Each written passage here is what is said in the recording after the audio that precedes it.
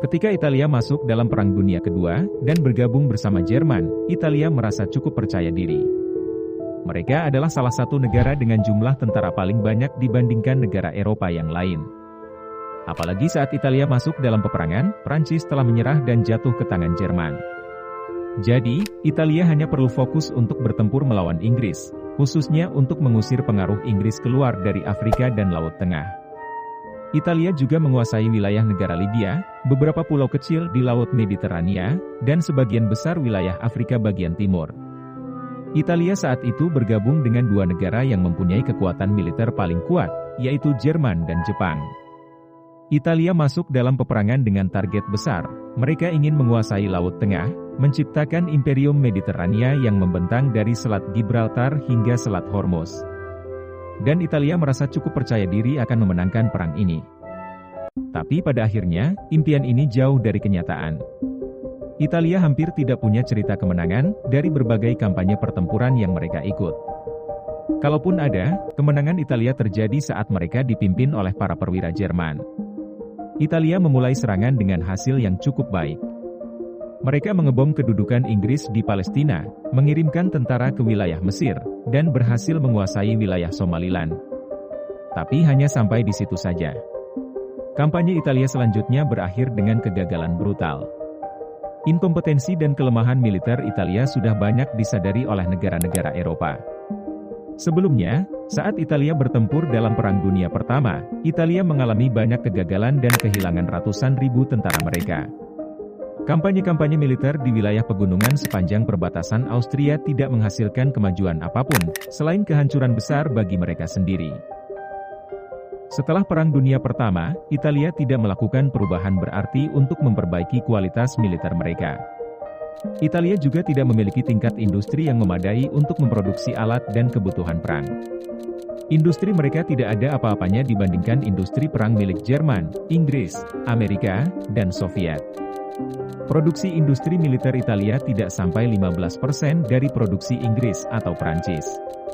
Italia juga tidak punya industri otomotif yang memadai, padahal industri otomotif sangat dibutuhkan saat perang.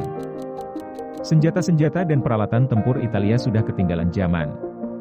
Kebanyakannya hanya sisa-sisa peninggalan dari Perang Dunia Pertama. Musuh utama yang harus dihadapi Italia adalah Inggris, sang penguasa lautan, padahal, Italia bahkan tidak memiliki satupun kapal induk. Teknologi radar dan sonar milik Italia sangat buruk, sehingga Italia sama sekali tidak bisa bertempur saat malam hari atau cuaca buruk. Kapal-kapal Italia tidak dapat mendeteksi kapal Inggris dari jarak jauh, mereka baru dapat menyerang jika melihat kapal musuh secara langsung.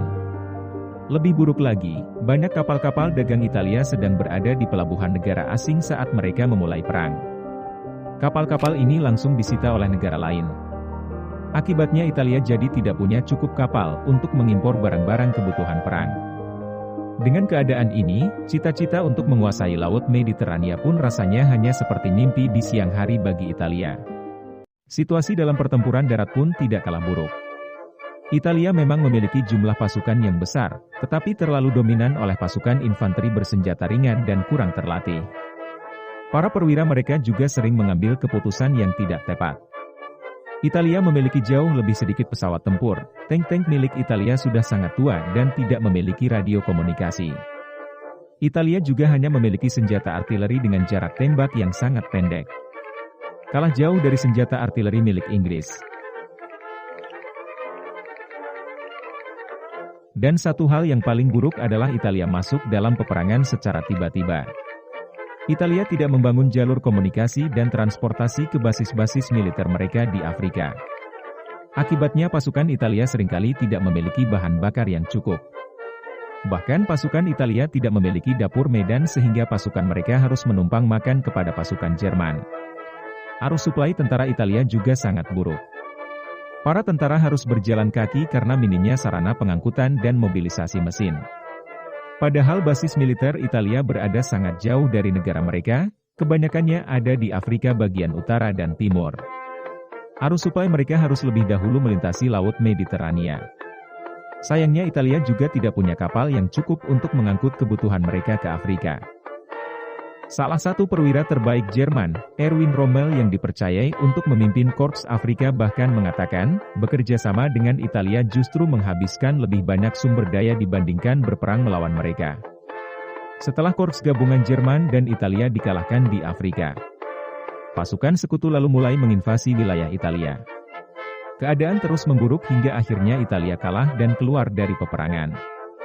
Masuknya Italia ke dalam peperangan memang tidak disertai persiapan yang cukup, tapi hanya didasari oleh ambisi politik Mussolini yang melihat keberhasilan Jerman dan Jepang di awal perang. Setelah Prancis menyerah, Mussolini menyangka kalau perang tidak akan berlangsung lama. Tapi ternyata Inggris masih bisa terus melawan, ditambah lagi dengan masuknya Amerika dalam perang, semakin membuat front Afrika dan Mediterania sangat sulit untuk dipertahankan.